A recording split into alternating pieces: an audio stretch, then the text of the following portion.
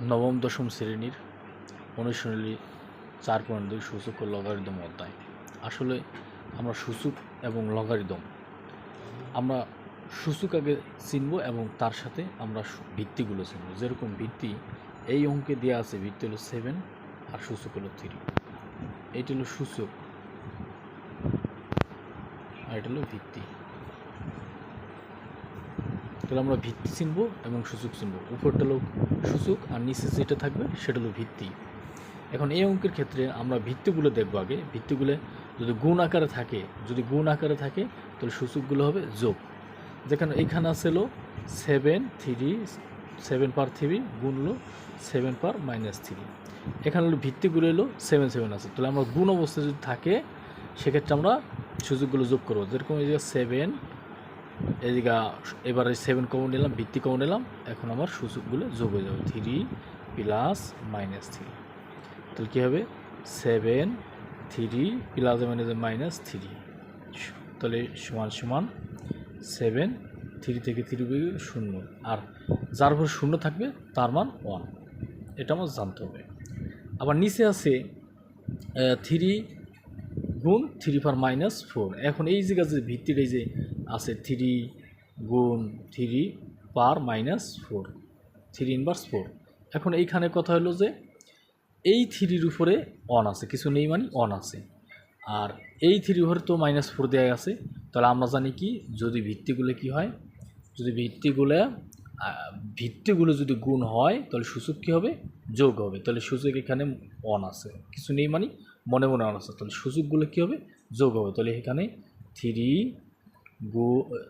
হলো কমন নিলাম, 3 কমন নিলে 1 + -4, তাহলে কী হবে 3/1 +-4 কী হবে 3, তারপর হবে 1 থেকে -4 হলে -3।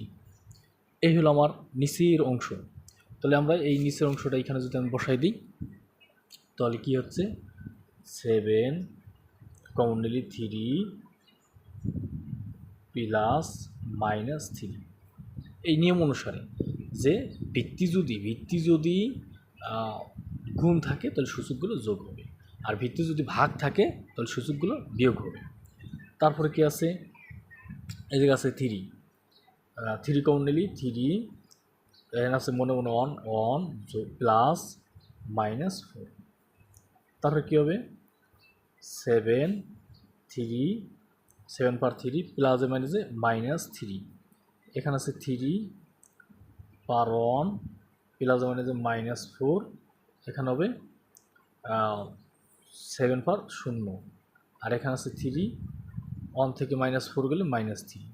তো 7/0 মানে 1, যার উপরই 0 হোক। পৃথিবীর উপরে যদি 0 থাকে, এরকম যে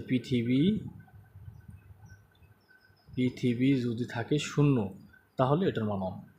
এটা আমাদের রুল। পৃথিবীর মান উপরে যদি 0 থাকে তাহলে এটার মানও 1। এইখানে আমাদের হচ্ছে কি, এই 7/0 এর মানে 1। তো 3 ইনভার্স, এই যে 3 ইনভার্স আছে, ইনভার্স অর্থ কি, এই ইনভার্সের জন্য উপরে দেবো 1, আর যা আছে সব নিচে নেমে যাবে, 3 উপর 3। তাহলে 1 কত, 3 বার গুণ হবে, 3 গুণ 3 গুণ 3। তাহলে কি হলো, 3 যদি 3 বার গুণ হয়, 3 3 9, 3 নং 27। তাহলে কী হবে, এবার আমাদের এখানে 1/3/3, তাহলে পরে 1/3/3 মানে 27। তাহলে কী হবে, এই 3টে যদি এরকম ভাগ থাকে, পরপর 3টে ভাগ থাকলে উপরে থাকবে আর নিচেরটা গুণ হয়ে উল্টে যাবে, যে গুণ এইটা গুণ হবে, মিডলটা গুণ হয়ে নিচের এইটা উল্টে যাবে, উপরে হলো 27 হবে, নিচে হলো 1। তাহলে কী হলো, 27 হলো অ্যান্সার।